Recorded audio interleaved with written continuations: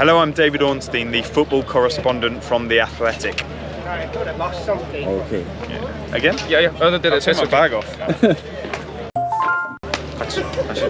Okay. Hello, I'm David Ornstein, the football correspondent for The Athletic in the UK. 목소리가 달라졌네. Oh, good. Your voice very nice. Better than before.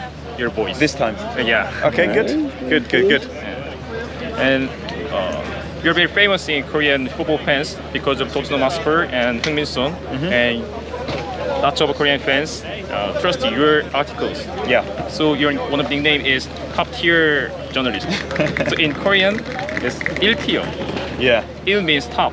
So top tier, 1티어 is your nickname in Korea. Well, thank you very much. Yeah. So it's very big honor to meet you. Yeah. It's an honor for me to be described in this way. So Okay, thank you. And would you expect who is Korean key players in Korean national team? Or 3 players?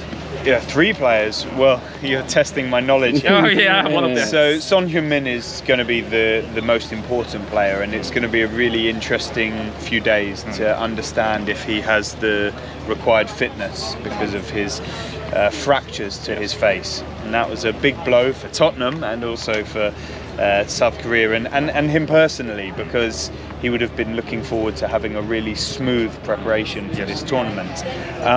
And then the names after that, you'll have to forgive me, but there's a good young player I was reading about who plays in Germany. Woo Young-jung. Yes. Freiburg. Yes, in the Bundesliga. Number 25. Yeah. South Korea. And so I've heard a lot of good things about him. And it'll be interesting to see how this manager, different type of manager for South Korea, is able to make them click and function well together. Many of us in the UK, fans of the Premier League and English football, have really fond memories of the 2002 World Cup in Japan and South Korea, and how well the team did in that tournament. Since then, the team has not been as spectacular. And you've seen great players like Park Ji-sung, but now those are the 2 players that are key for me. In terms of a 3rd player, I have to do more research tonight. Hee-chan Hwan, is he in the squad for this tournament from Wolverhampton Wanderers? Yes, of course. He's number 11 in the national team. So Hee-chan Hwan is a player I know quite well from the Premier League, and he had a really good start to life at Wolves. Yes. And then in more recent times he's been in the team, out of the team, in the team, out of the team. I was at the game between Tottenham and Wolves at the Tottenham Hotspur Stadium, and I spoke to Hee-chan after the game. I'm a big fan of his. I like him as a person and as a player. He's got incredible pace, and in a tournament like this where there's going to be such high-level competition, very little margin between the teams, you need players who have something different and special. And Hee-chan has great pace. He's so quick and he's good with the ball at his feet. I don't feel Wolves are using him yet, hopefully in the future, as well as they could. And I would like for Wolves, because they're in trouble in the Premier League, to use Hee-chan more. Also, I believe that there's a lot of interest in him from other clubs. Leeds look very closely at him in the transfer window. I think Everton have studied him. I don't know if that will develop. It's normal for clubs to like players.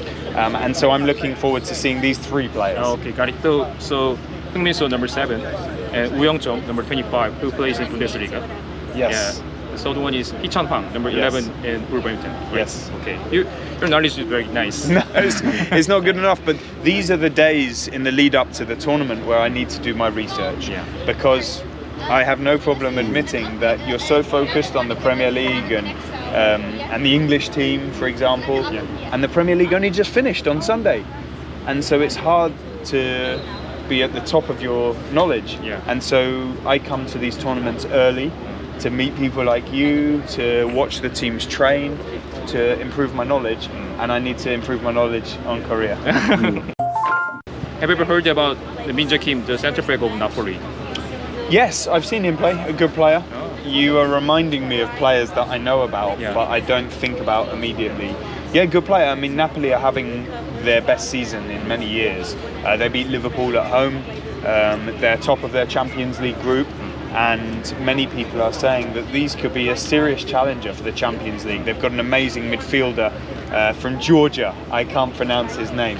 Oh, this is the real football game. But the Korean central defender has done a fantastic job, and I mean we're only halfway through the season, but he has caught my eye. And Napoli keep finding these players who they're going to sell at a profit, and he's going to be one of them, I'm sure. One of the players that they end up selling for big money. Oh, yeah. It's one of their tradition, I think. Yeah, like Koulibaly.